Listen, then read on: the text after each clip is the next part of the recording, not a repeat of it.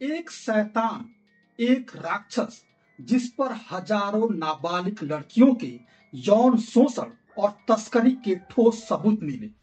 FBI की पूरी जांच चल रही है और सजा उम्र कैद तक हो सकती थी। लेकिन 2008 में क्या हुआ? जेफरी एपस्टीन को सिर्फ 13 महीने की जेल हुई, वो भी वर्क रिलीज के साथ, जहां वो दिन में 12 घंटे जेल से बाहर रह सकता था, अपने ऑफिस जा सकता था। इस डील को स्वीट हार्ट प्ला डील कहा गया। यह डील इतना घातक था कि पीड़ितों के लिए जहर बन गया। जेफरी एपस्टीन के आज के दूसरे एपिसोड में हम खोलेंगे इस डील के अंधेरे रहस्य को। जेफरी एपस्टीन की गर्लफ्रेंड घिस्लैन मैक्सवेल की शैतानिक भूमिका, लड़कियों की तस्करी का पूरा नेटवर्क और वो खतरनाक राज जो एपस्टीन जानता था, जिसकी वजह से शायद एपस्टीन को बचाया गया। स्वागत है एपिसोड 2 में। अगर आपने एपिसोड 1 नहीं देखा तो लिंक डिस्क्रिप्शन में है। चलिए शुरू करते हैं। पिछले एपिसोड में हमने देखा कि जेफरी एपस्टीन एक साधारण शिक्षक से अरबपति कैसे बना, घिस्लैन मैक्सवेल से एपस्टीन की मुलाकात कैसे हुई और 2005 में पॉम बीच में पहली शिकायत कैसे दर्ज हुई। एक 14 साल की पीड़ित लड़की ने बताया कि एपस्टीन ने उसके साथ जबरदस्ती यौन संबंध बनाए। पुलिस ने जांच शुरू की और फिर जो सामने आया वो काफी भयानक था, जहां हजारों लड़कियों के इस दलदल में फंसने का खुलासा हुआ। लेकिन दोस्तों, जब मामला अमेरिकी सरकार के पास पहुंचा तो अचानक सब कुछ बदल गया। 2005 से 2007 के बीच पॉम बीच की अमेरिकी पुलिस और एफबीआई ने सैकड़ों घंटे की जांच की। अमेरिका पुलिस और एफबीआई के पास 30 से ज्यादा पीड़ितों ने अपने बयान दर्ज किए। अमेरिका पुलिस और एफबीआई के पास जेफरी एपस्टीन के खिलाफ ठोस और पक्का सबूत थे, जैसे फोन रिकॉर्ड्स, फ्लाइट में यात्रियों की लिस्ट और पैसे के ट्रांजैक्शन। एपस्टीन पर फेडरल सेक्स ट्रैफिकिंग चार्ज लग सकते थे, सजा जीवन भर की जेल हो सकती थी। लेकिन यूएस अटॉर्नी अलेक्जेंडर एकोस्टा ने एक डील कर दी। एपस्टीन ने स्टेट कोर्ट में सिर्फ 2 आरोपों पर अपना अपराध स्वीकार किया। पहला, 18 साल से कम उम्र की लड़कियों को वेश्यावृत्ति के लिए तैयार करना, और दूसरा, वेश्यावृत्ति के लिए लड़कियों को पैसे का लालच देना। इन दोनों के आधार पर कोर्ट ने 18 महीने की जेल की सजा एपस्टीन को सुनाई। लेकिन असल में सिर्फ 13 महीने ही एपस्टीन जेल में रहा, वो भी पॉम बीच काउंटी जेल में रहा। लेकिन सबसे चौंकाने वाला हिस्सा तब आया जब एपस्टीन को वर्क रिलीज प्रोग्राम मिल गया, यानी सजा काट रहे एपस्टीन को दिन के समय काम करने के लिए बाहर जाने की अनुमति मिल गई। एपस्टीन दिन में 12 घंटे, हफ्ते में 6 दिन जेल से बाहर रह सकता था। एपस्टीन ने खुद की फ्लोरिडा साइंस फाउंडेशन नाम की एक फर्जी कंपनी बनाई और अपने वकील के ऑफिस में काम करने का दिखावा किया। कुछ पीड़ितों ने बाद में आरोप लगाया कि वर्क रिलीज के दौरान भी एपस्टीन ने लड़कियों को बुलाया और उनका शोषण किया।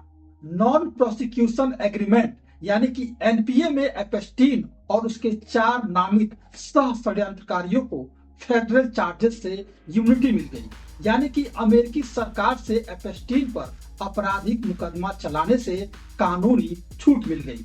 इसका असर ये हुआ कि दरिंदा एपस्टीन, उसकी साथी घिस्लैन मैक्सवेल समेत बाकी चारों आरोपी सजा से बच गए। पीड़ितों को इस डील के बारे में पहले से बताया तक नहीं गया, जो क्राइम विक्टिम राइट्स एक्ट का पूरा उल्लंघन था। बाद में पीड़ितों ने कोर्ट में इस मामले की चुनौती दी। इस मामले में यूएस अटॉर्नी अलेक्जेंडर एकोस्टा ने कहा कि हमारा लक्ष्य था एपस्टीन को जेल भेजना और यौन अपराध का केस दर्ज करना।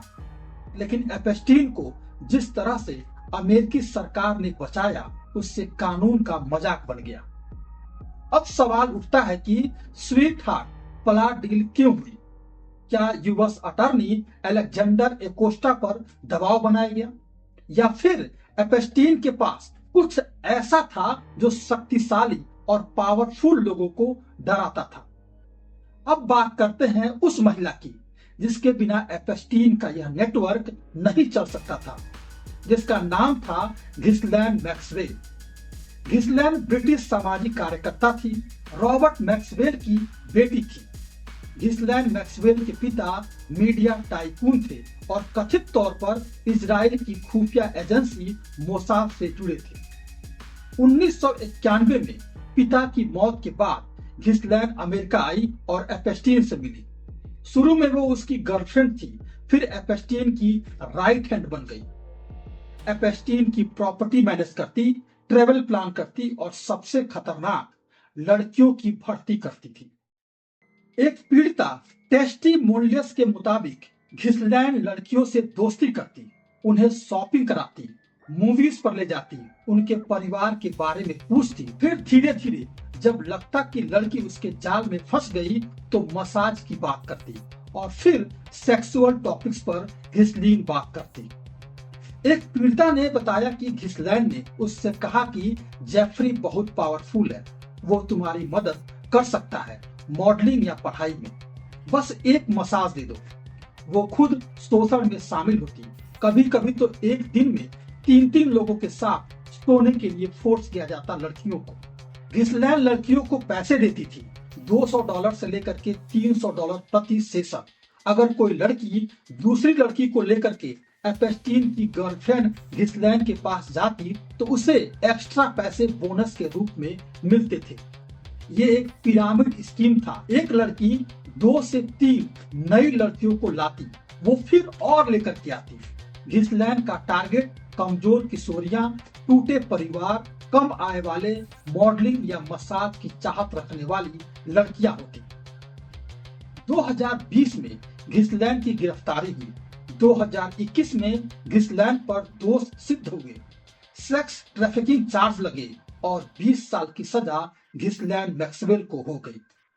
घिस्लैन लड़कियों को बड़ी चतुराई से अपने चंगुल में फंसाती थी। लड़की से पहले मीठी और दोस्ताना आवाज में बात करती, कहती तुम इतनी प्यारी हो, जेफरी तुम्हें बहुत पसंद करेगा, बस थोड़ा सा मसाज दे दो। $300 भी जेफरी देगा। अगर तुम अपनी फ्रेंड को भी लाओ तो और ज्यादा पैसे तुमको मिलेंगे। ट्रस्ट मी, ये तुम्हारे फ्यूचर के लिए है।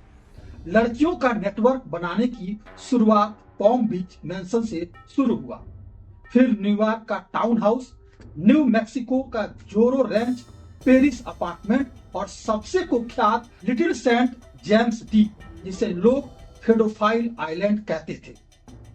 फेडोफाइल आइलैंड पर जहां छिपे हुए कैमरे लगे थे, लड़कियों को प्राइवेट जेट लोलिता एक्सप्रेस में घुमाया जाता। ये सिर्फ एपेस्टीन का शौक नहीं था, ये एक संगठित ट्रैफिकिंग रिंग था जिसमें पावरफुल लोग शामिल थे। एपेस्टीन का ब्लैक बुक, फ्लाइट लॉग्स और प्रॉपर्टीज में लगे कैमरे, ये सब ब्लैकमेल का हथियार हो सकते थे। उसके दोस्तों में बिल क्लिंटन थे। क्लिंटन ने एपेस्टीन की फ्लाइट में 20 बार से ज्यादा बार अय्याशी की है। इसके अलावा prince Andrew, Donald Trump, Bill Gates, Les Wexner और न जाने कितने सारे पॉलिटिशियन और अन्य लोग एपेस्टीन की फ्लाइट में अय्याशी कर चुके हैं। क्या यही राज थे जो वर्ष 2008 में एपेस्टीन को बचाते रहे? क्या एकोस्टा या दूसरे अधिकारियों पर अप्रत्यक्ष दबाव था? कई सबूत है, जैसे कि एस्टीन की गर्लफ्रेंड घिस्लैन मैक्सवेल की फैमिली के जरिए मोसाद से खुफिया लिंक, या फिर कुछ और जिसके जरिए एपेस्टीन लोगों को ब्लैकमेल करता था। लेकिन ऑफिशियल रिकॉर्ड में ब्लैकमेल का पक्का सबूत नहीं मिला। फिर भी सवाल बाकी है, इतनी नरम डील क्यों हुई? इस स्वीट हार्ट डील ने एपेस्टीन को 2008 के बाद भी सालों तक आजादी दी। पीड़ित चीखते रहे, लेकिन सिस्टम ने उन्हें अनसुना किया। लेकिन 2019 में मियामी हेराल्ड की रिपोर्ट ने सब कुछ बदल दिया। अगले एपिसोड में हम देखेंगे जेल में एपस्टीन की मौत का रहस्य, क्लाइंट लिस्ट का मित्र और वो सब जो अभी भी छिपा हुआ है। आपको क्या लगता है, स्वीट हार्ट डील में किसका हाथ था? कमेंट में जरूर बताएं। लाइक करें, शेयर करें, चैनल को सब्सक्राइब करें और बेल आइकन दबाएं ताकि अगला एपिसोड मिस न हो। धन्यवाद। सुरक्षित रहें, जागरूक रहें।